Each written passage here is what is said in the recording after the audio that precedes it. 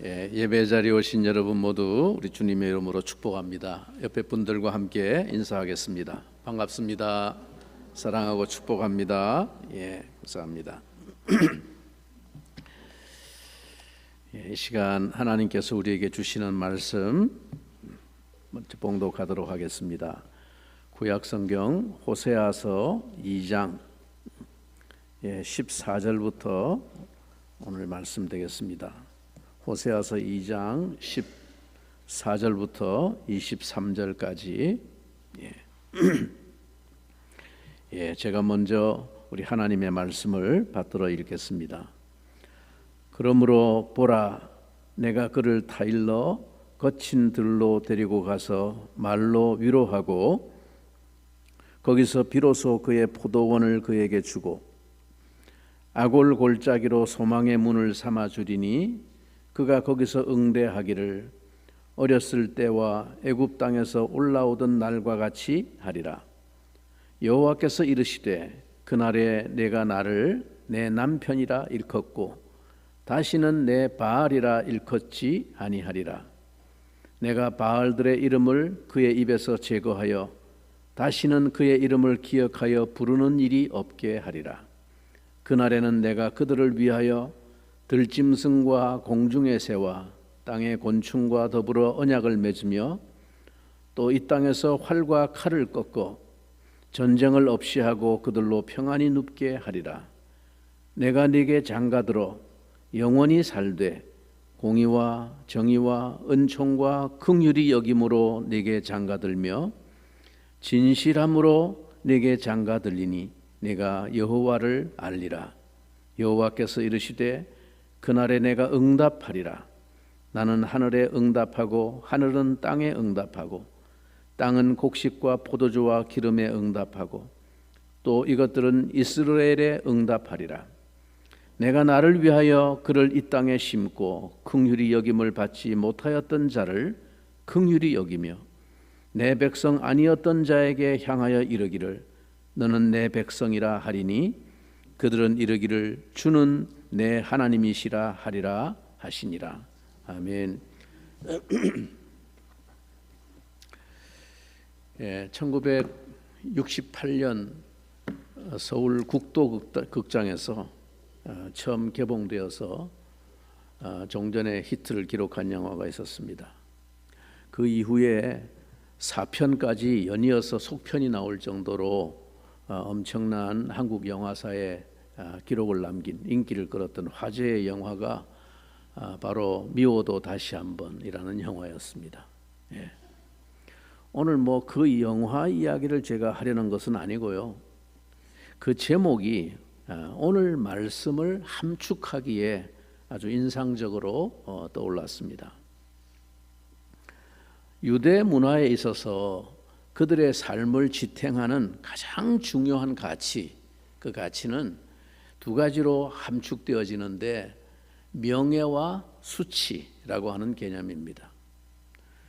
나와 내 가족의 명예를 짓밟고 수치를 안겨준 대상은 바로 원수가 되는 것이죠. 그런데 그 수치를 안겨주는 가장 치명적인 행위가 바로 간음이라는 것입니다. 그래서 이런 수치를 안겨준 사람은 그 공동체가 돌로 쳐 죽이도록 되어 있습니다. 이것이 율법일 뿐만 아니라 유대인들의 문화요 개념이고 가치관입니다. 지금도 대부분 중동 지역의 문화 전통이 이렇게 이어져서 소위 명예살인이라는 것이 종종 행해지고 있는 것이죠. 가끔 해외 뉴스나 이런 걸 통해서 그런 기사를 볼 때가 있습니다. 그런 관점에서 오늘 이 호세아서에 나타나고 있는 하나님의 말씀과 행동은 이해하기 어려운 충격이 아닐 수 없습니다. 특히나 이 이스라엘 사람들, 유대인들에게 이 말씀은 매우 이해하기가 어려운 충격적인 이야기입니다. 하나님의 은혜는 이처럼 언제나 우리에게 충격으로 다가오고 주어지는 것입니다. 그냥 상식적이고 일상적인 행동이라면 그것이 은혜라고 할 것이 없죠. 하나님은 이 간음한 아내와 같은 이스라엘을 원수로 징벌하시지 않고 다시금 그들을 마치 연애하듯이 지금 그들을 회유하시고 설득하시려고 하십니다.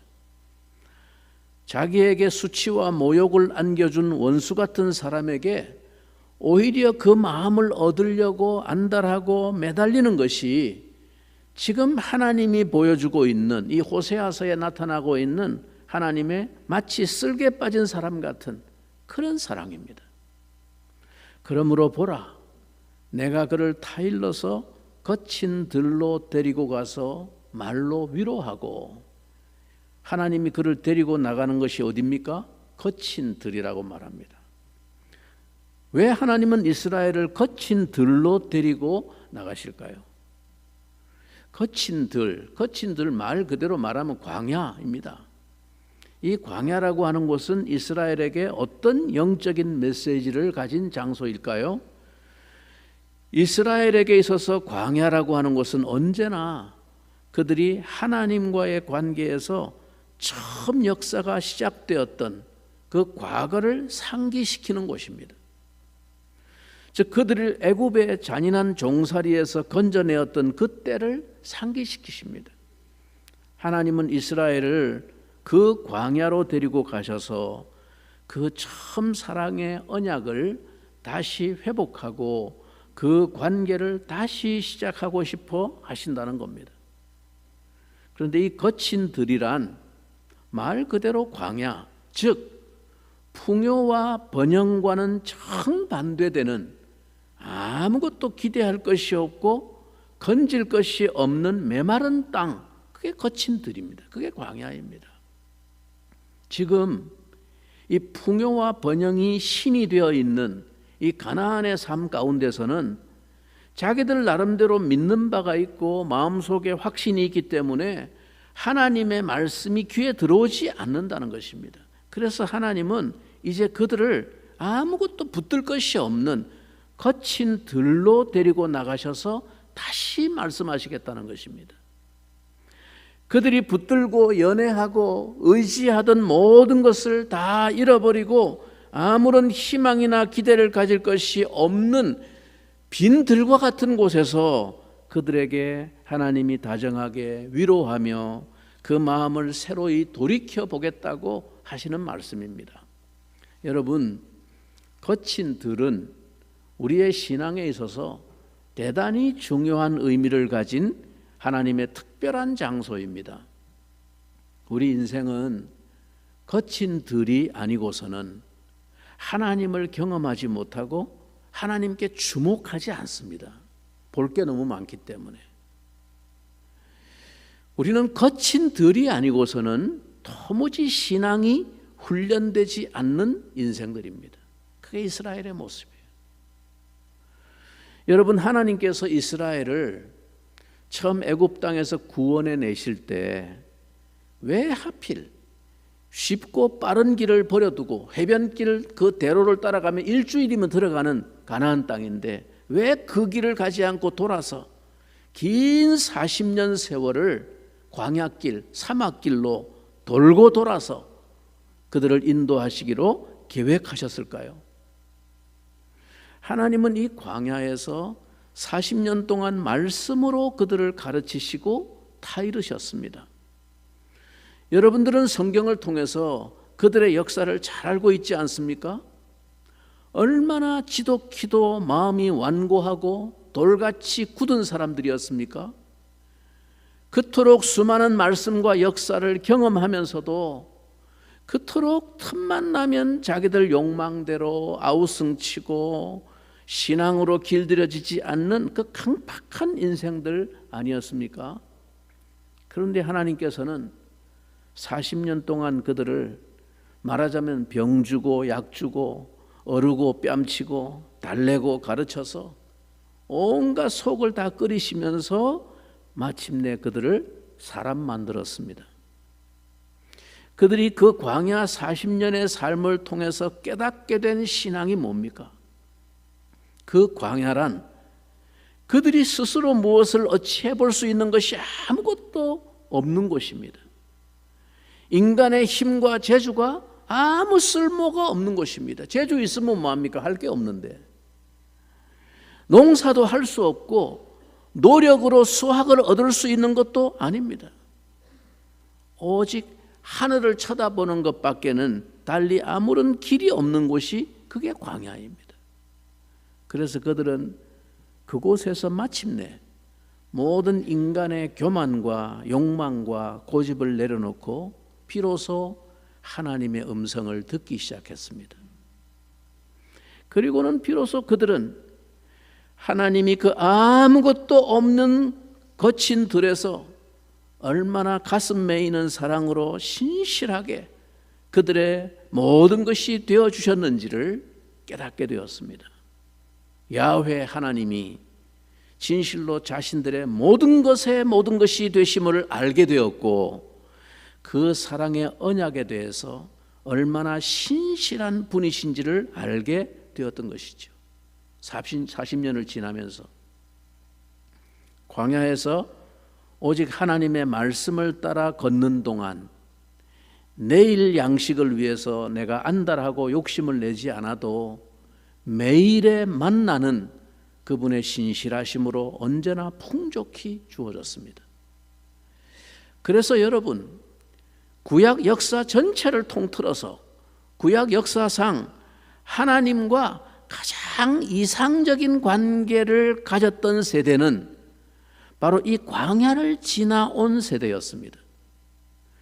그들이 바로 여호수아와 함께 요단강을 건너 가나안 땅을 차지한 세대입니다. 모세가 죽고 나서 지도력에 공백이 생겼을 때 여호수아서에 나타난 그들의 모습을 보세요. 그들은 더 이상 이전의 이스라엘의 모습이 아니었습니다. 이전에 그들은 모세가 살아있을 때에도 뻑하면 방귀를 들고 하나님을 거스르던 자들이었습니다. 그런데 이제 그 40년 광야 세월을 거치고 난 이스라엘 세대는 달라졌습니다.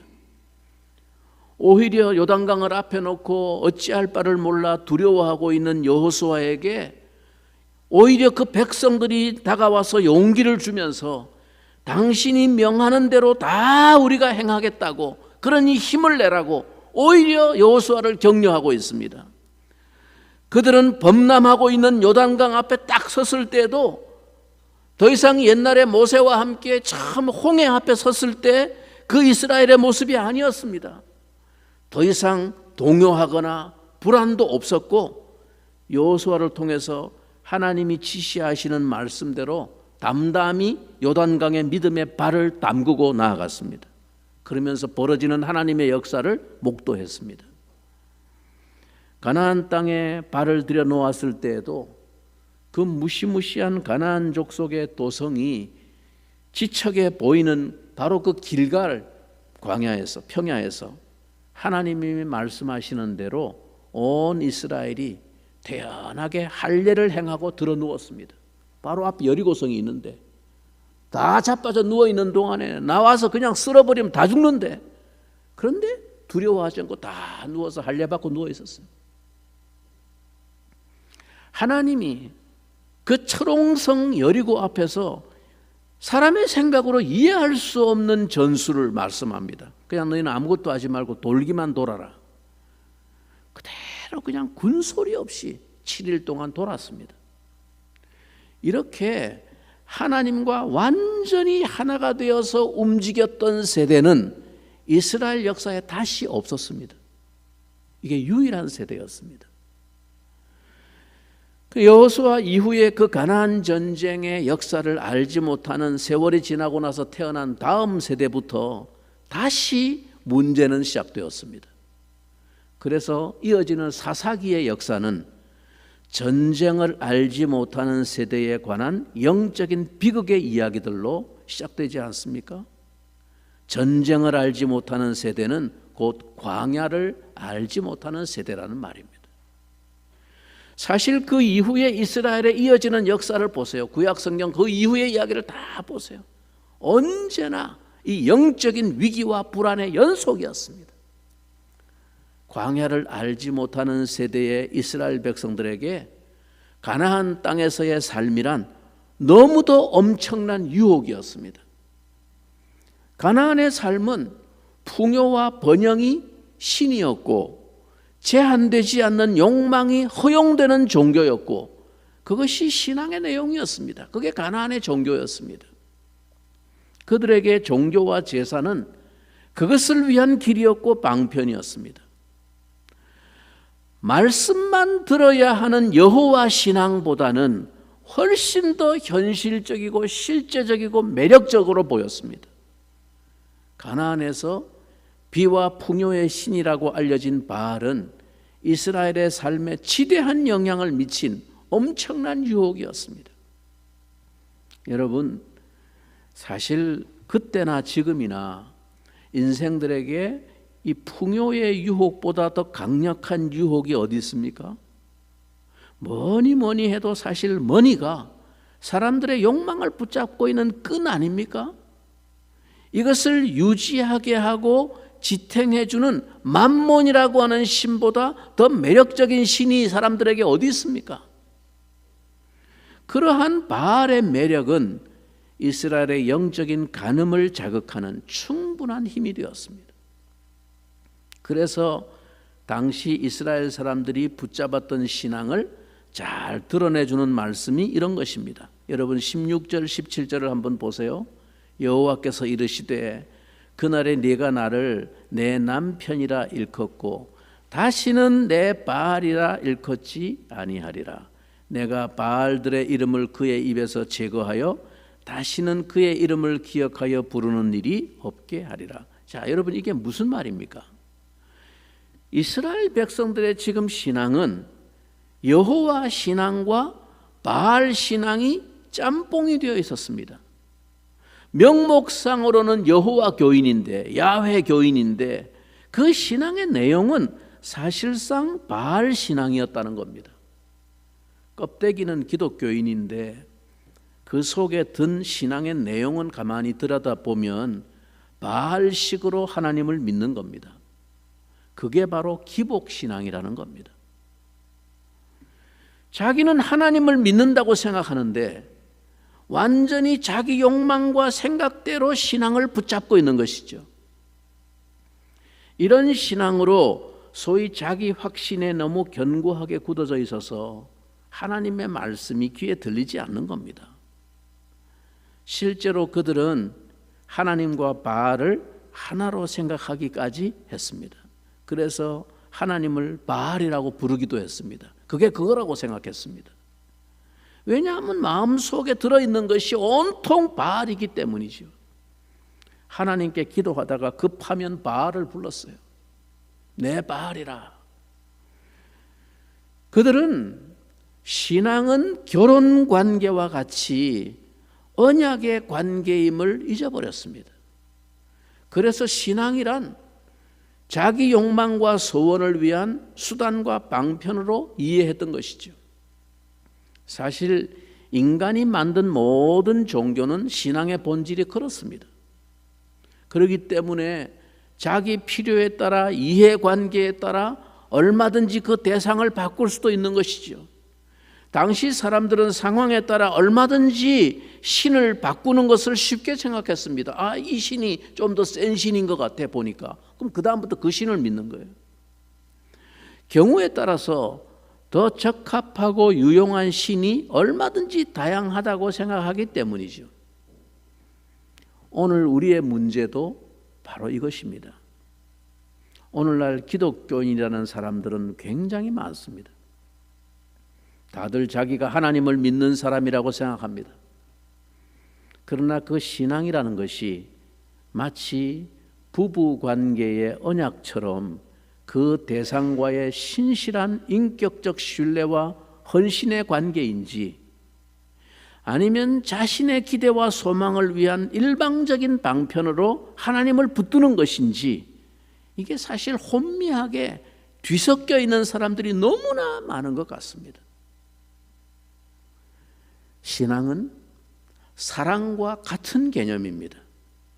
그 대상이신 그분 자체를 전심으로 사랑하는 것입니다. 내 바알이 아니고 내 남편이라고 고백하게 되는 것입니다. 다른 말로 쉽게 바꾸자면 내 물주가 아니라 내 사랑이라고 고백하는 관계가 그게 신앙이라는 것입니다.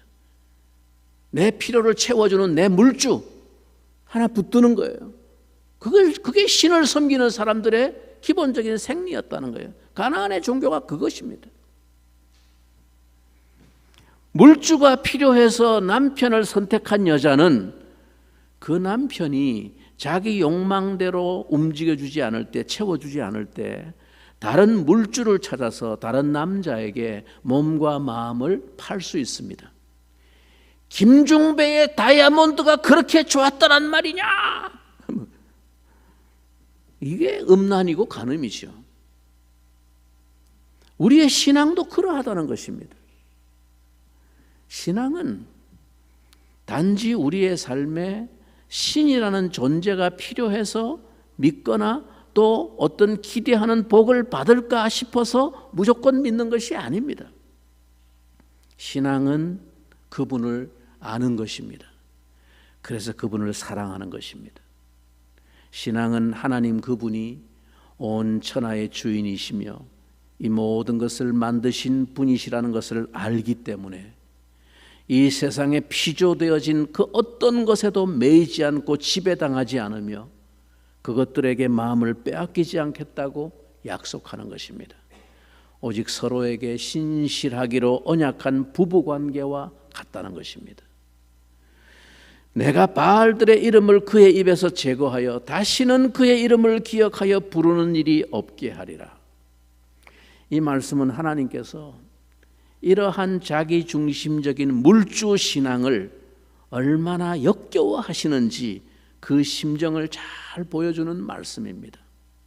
여러분, 오늘 우리의 신앙은 어떠합니까? 하나님 앞에서 그 언약의 관계에 대해서 신실한 책임을 다하지는 않으면서 오직 신앙의 관심과 초점이 나의 필요와 소원만 얻어내려는 그런 열심을 신앙이라고 생각하고 있지는 않습니까? 그래서 우리에게 오늘 거친 들 광야가 필요합니다. 하나님은 원점에서 다시 시작하고 싶어 하십니다. 진정한 관계의 회복을 위해서 그 사이에 순수하지 않게 개입되어 있는 모든 다른 욕망과 이해관계들을 다 끊어버리고 순전히 인격 대 인격 그 자체로 서로를 제대로 바라보고 알게 되고 그래서 순전한 사랑의 언약관계를 회복하시기 위해서 그들에게서 이제 모든 것을 털어버리시려고 합니다. 거친 들로 데리고 가겠다.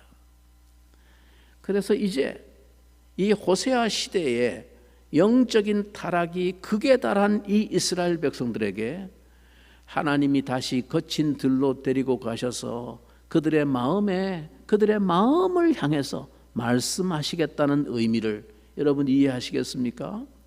이 말은 제2의 출애굽 역사를 다시 시작하시겠다는 의미입니다. 이러한 하나님의 심정이 15절에 잘 나타나고 있습니다. 15절을 한번 보십시오. 거기서 비로소 그의 포도원을 그에게 주고 아골 골짜기로 소망의 문을 삼아 주리니 그가 거기서 응대하기를 어렸을 때와 애굽 땅에서 올라오던 날과 같이 하리라. 그 거친 들 광야는 단순히 지금 배신한 아내를 향한 보복의 자리가 아닙니다.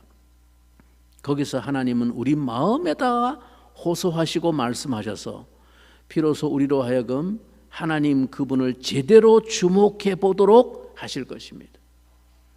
그동안 그분과 산다고 말하면서도 실상은 너무나 많은 다른 것들에 눈과 마음을 빼앗겨서 그분 자신을 한번 제대로 바라볼 틈도 없었고 그래서 그분에 대해서 제대로 진지한 관심을 가지고 주목해보고 그분을 알지도 못하면서 내 나름대로의 욕망과 열심만 가지고 그것이 신앙이라고 착각하고 살았습니다.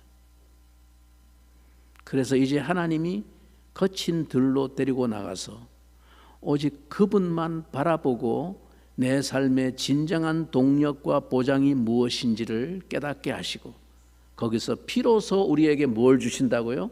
그때 비로소 우리의 삶에 포도원을 주신다고 말씀합니다. 아무것도 없는 것 같은 거친 들에 이제 내 인생이 끝났나 보다 생각되어지는 아무것도 없는 그 자리에서 하나님이 내 삶에 새로운 포도원을 주신다.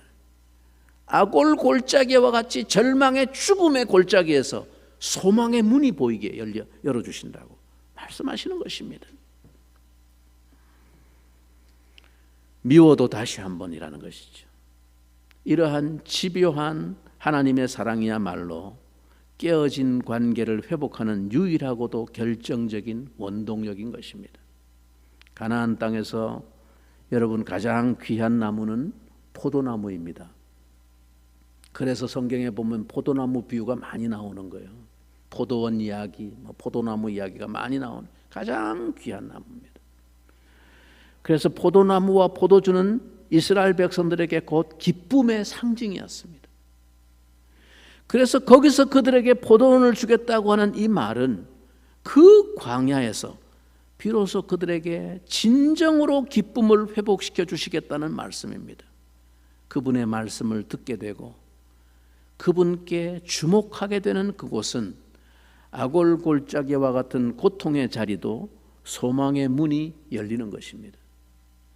이제 그 백성 이스라엘을 향한 회복의 약속은 19절 이하에서 절정에 이르고 있습니다. 여러분 19절과 20절 우리 한 목소리로 한번 읽어보겠습니다. 19절과 20절 내가 네게 장가들어 영원히 살되 공의와 정의와 은총과 긍휼이 여김으로 네게 장가들며 진실함으로 네게 장가들리니 네가 여호와를 알리라.